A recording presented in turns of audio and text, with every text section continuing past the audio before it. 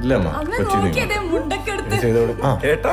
എന്താണ് നീ ഇവിടെ ഉണ്ടാവുന്ന എനിക്കറിയായിരുന്നു. ഏട്ടൻ എടുത്ത ബുള്ളറ്റ് ഇല്ലടാ നമ്മുടെ ഉണ്ണിയുടെ